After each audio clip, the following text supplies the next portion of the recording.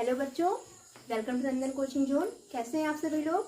जैसा कि आपको पता है कि हम बायोलॉजी के वेरी इंपॉर्टेंट क्वेश्चंस की एक सीरीज पढ़ रहे हैं, जिसमें हमने 2 क्वेश्चंस ऑलरेडी पढ़ लिया है। आज हम आपको एक बहुत ही इंपॉर्टेंट क्वेश्चन कराने जा रहे हैं जो एग्जाम में अवश्य ही आता है। ये हमने आपको पढ़ाया था, आपको याद होगा, परागकण के बारे में पढ़ाया था। आज उसी की हम इंटरनल स्ट्रक्चर के बारे में बच्चों पढ़ेंगे। ठीक है, परागकण होते कहाँ हैं। परागकण जो हम लोग का जो होता है फ्लावर में जो होता है, एक नर युग्मक होता है, नर मेल पार्ट होता है, उसमें पाया जाता है परागकण। ठीक है, इसमें ये कुछ इस प्रकार की स्ट्रक्चर होती है जिसमें फिलामेंट होता है और ऊपर एंथर होता है। एंथर के अंदर बच्चों क्या होता है, पॉलन ग्रेन्स होते हैं। पॉलन ग्रेन्स कैसे होते हैं, छोटे छोटे गोलाकार दाने की समान संरचनाएं होती हैं, येलो कलर की होती हैं मोस्टली। और हम इसी परागकण के बारे में अच्छे से आज पढ़ेंगे। ठीक है, चलिए समझते हैं होते क्या है परागकण। सबसे पहले परागकण एक गोलाकार स्ट्रक्चर होती है, इतना हमको पता है। इसमें एक प्रेजेंट होता है केंद्रक। केंद्रक का मतलब न्यूक्लियस। केंद्रक के बारे में आपने 9th क्लास में ही पढ़ा होगा कि केंद्रक कोशिका के समस्त कार्यों को रेगुलेट करता है, नियंत्रित करता है। ये पाया जाता है परागकण में भी। ठीक है, अब इसमें जो 2 मुख्य भाग होते हैं, एक होता है बाह्यचोल, दूसरा होता है अंतःचोल। चोल का मतलब समझते हैं आप लोग, जैसे कोई कवच होता हो उसे चोल कहते हैं। ठीक है, तो यहाँ पर एक बाह्य कवच होता है यानी कि बाह्य चोल होता है और दूसरा होता है अंतःचोल। अब इन दोनों के हम सेपरेटली कार्यों के बारे में जानेंगे कि ये होते क्या हैं और ये करते क्या हैं। चलिए हम यहाँ समझते हैं बाह्य चोल और अंतःचोल के बारे में। सबसे पहले होता है बाह्य चोल यानी कि एक्साइन होता है बच्चों। ओके, बाह्य चोल यानी कि एक्साइन होता है। एक्साइन क्या है समझते हैं अच्छे से। एक्साइन जो होता है ये एक गोलाकार, एक डिजाइन की तरह संरचना होती है। इसे आप देख रहे हैं, ऐसे कुछ इस प्रकार की संरचनाएं गई हुई हैं, डिजाइन की तरह संरचना होती है ये।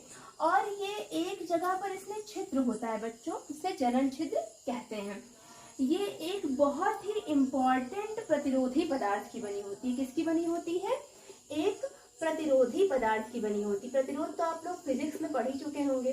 तो ये एक प्रतिरोधी पदार्थ की, प्रतिरोधी कार्बनिक पदार्थ होता है एक्चुअली, प्रतिरोधी कार्बनिक पदार्थ की बनी होती है। और उस पदार्थ का नाम होता है स्पोरोफोलेनिन।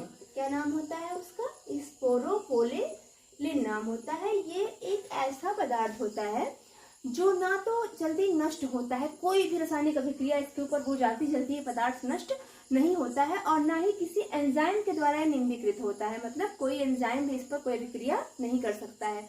एंजाइम के बारे में पता है ना आपको, जैव उत्प्रेरक होते हैं, किसी भी रासायनिक अभिक्रिया को जो जीवों में होती है उसको घटा सकते हैं या उसको बढ़ा सकते हैं। तो ये जो स्पोरोफोलेनिन होता है ये बहुत ही अच्छा प्रतिरोधी कार्बनिक पदार्थ होता है, तो जल्दी नष्ट नहीं होता है। इसकी सबसे अच्छी क्वालिटी क्या है, ये नष्ट नहीं होता है लंबे समय तक, नष्ट नहीं होता है बच्चों ये लंबे समय तक, इसमें कोई डिके नहीं होता है। ठीक है, इसी वजह से परागकण जो होते हैं बहुत लंबे समय तक ट्रांसमिटेड होते रहते हैं, एक प्लांट से दूसरे प्लांट में, एक फ्लावर से दूसरे फ्लावर में, और जल्दी नष्ट नहीं होते हैं। क्यों, क्योंकि बाह्य चोल पर प्रतिरोधी कार्बनिक पदार्थ पाया जाता है जिसे स्पोरोफोलेनिन कहते हैं। इतना समझ लिया आपने बाह्य चोल के बारे में, एक्साइन के बारे में समझ लिया।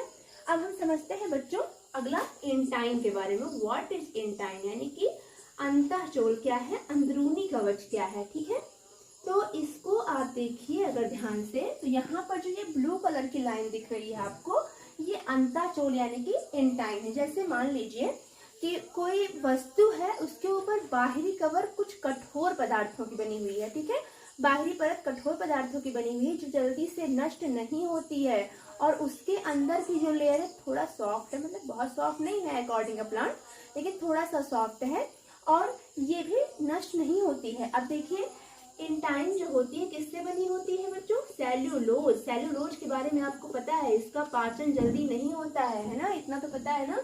सेल्यूलोज की बनी होती है, और पेप्टिन भी होता है इसमें। पेप्टिन, पेप्टिन के बारे में आप जानते होंगे। पेप्टिन और सेलुलोज से ये बनी होती है। अनपरफोरेटेड होती है, मतलब अनपरफोरेटेड होती है मतलब अछिद्रित होती है, इसमें छिद्र नहीं पाए जाते हैं। जबकि अभी हमने क्या पढ़ा, इसमें एक जगह पर जनन छिद्र होता है, एक जनन छिद्र होता है, किसमें, बाह्य चोल में, ठीक है। लेकिन ये अछिद्रित होती है, इसमें कोई छिद्र, कोई पोर नहीं पाया जाता है, ओके। और ये जो हमारी इंटाइन और एक्साइन होती हैं, ये मिलकर के परागकण का निर्माण करती हैं। इसके बीच में जो आपको ये लिक्विड जैसा पदार्थ दिख रहा है ना, ये क्या होता है, जीव द्रव्य यानी कि साइटोप्लाज्म होता है। कोई भी कोशिका तभी जीवित रहती है जब उसके अंदर साइटोप्लाज्म पाया जाता है। ये वैक्यूल्स दिख रही है आपको और ये केंद्रक दिख रहा है। इतना हमने स्ट्रक्चर अच्छे से समझ लिया है परागकण के बारे में। अब आप जानते हैं परागकण जो होता है वो एक मेल पार्ट से, मतलब एंडोसियम से गाइनोसियम के स्टाइल यानी वर्तिकाग्र तक कैसे, स्टिग्मा तक कैसे पहुंचता है।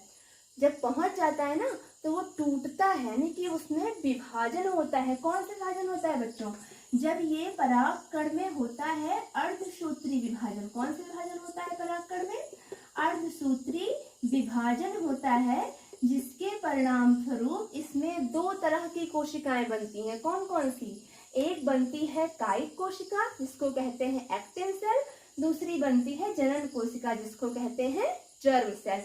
जनन कायिक कोशिका एक प्लांट का बाहरी स्ट्रक्चर बनाती है और जो हमारी जनन कोशिका होती है ये क्या करती है, ये स्पोरोफाइट का निर्माण करती है। किसका निर्माण करती है बच्चों, स्पोरोफाइट का निर्माण करती है जनन कोशिका। कायिक कोशिका फ्लावर की बॉडी का निर्माण करती है, फ्लावर बॉडी का निर्माण करती है, ठीक है।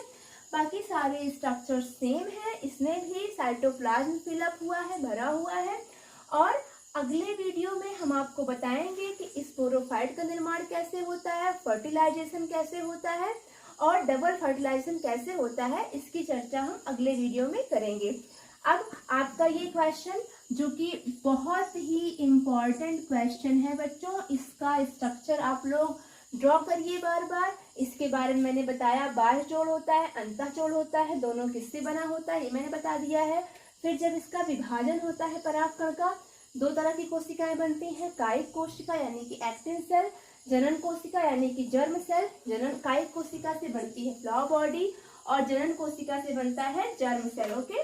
जनन कोशिका से बनता है, स्पोरोफाइट बनता है। स्पोरोफाइट होता है बच्चों, हिंदी में जान लो, नर युग्मकोद्भिद।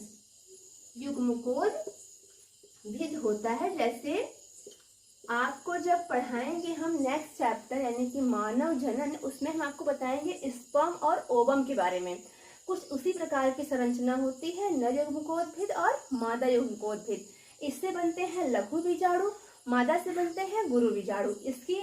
इसका जो है डिस्कशन हम आगे वाले वीडियोज में करेंगे। आप ये क्वेश्चन बहुत अच्छे से पढ़िए बच्चों, इसको लर्न करिए और हमारा वीडियो एंड तक देखिए, बने रहिए हमारे साथ। आपको बायो का हर एक क्वेश्चन हम बहुत अच्छे से करवाएंगे, चैप्टर फर्स्ट हो, चैप्टर सेकंड हो, हम एंड तक आपको सारे क्वेश्चंस करवाएंगे जो एग्जाम के लिहाज से बहुत ज़्यादा इम्पोर्टेंट है, ठीक है। बने रहिए हमारे साथ। Thank you very much.